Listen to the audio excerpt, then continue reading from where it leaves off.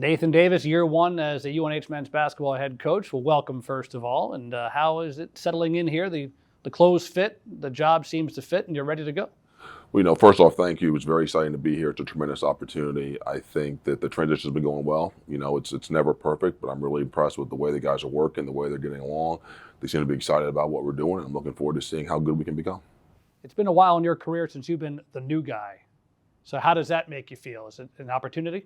It's a tremendous opportunity. I think that it's refreshing. I think that things can always get a little bit stale. I think that new staff, new players, all that stuff can be really exciting. And like I said, I think the most exciting part has been the way the guys have been receptive to the coaching, wanting to get better, wanting to be really good, and the way they've showed up every day to work. In reality, you're not new because you've been here about a half year. You've had a chance to establish what your plan is, what your culture's like. What were the priorities in the first few months to get ready for the start of the season? Well, I think the first thing obviously was to lay down, like you said, who we want to be. We need to be a team that is tough to guard offensively. We want to play with pace. We want people up to guard us the entire time we got the ball. We want to be a physical defensive team that does a great job of playing without fouling, but makes it really hard.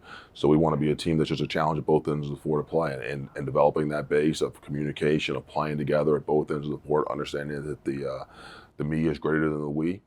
I should say that so the other way around. The we is greater than the me, and that if we can do those things, the sky's the limit. Bringing in new players as well as a new coaching staff and meshing them with existing players, that can be a challenge. How is that process going? I think it's been very positive so far. Like you said, it's a process that's going to take time.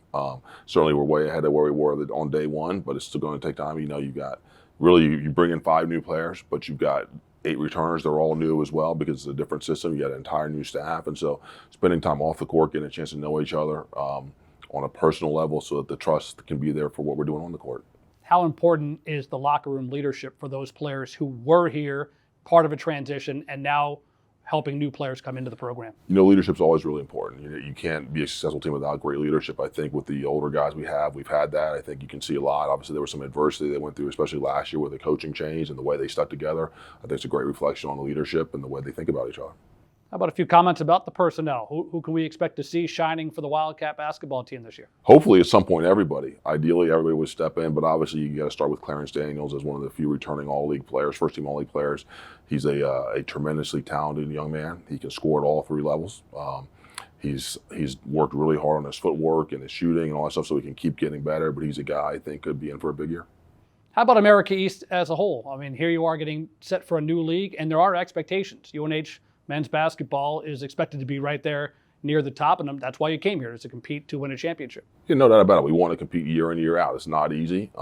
Everyone's trying to do the same thing. I think when you talk about the America East, you've always got to start with Vermont. Until someone beats them, they got to be the favorites going in. UMass Lowell's got a lot back, and then everyone else, there's tremendous turnover on every roster that there is all the way throughout college basketball, the way it is now. So finding out a little bit about each other, figuring out about our advantages and disadvantages will be a process we're going through, but I think we certainly have the personnel to that if we can reach our potential and become what we can be, we should be right there at the end.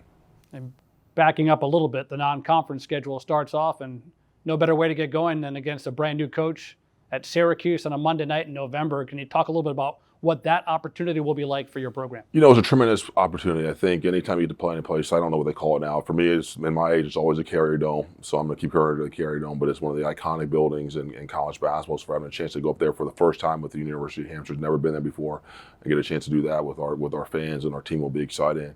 Obviously playing UConn, the defending national champions, all of it though comes down to league play, and we're trying to put ourselves in position so we can find out about ourselves in the non-conference, so we know what areas we need to improve upon, so that we can be ready to roll once the America League rolls around in the new year.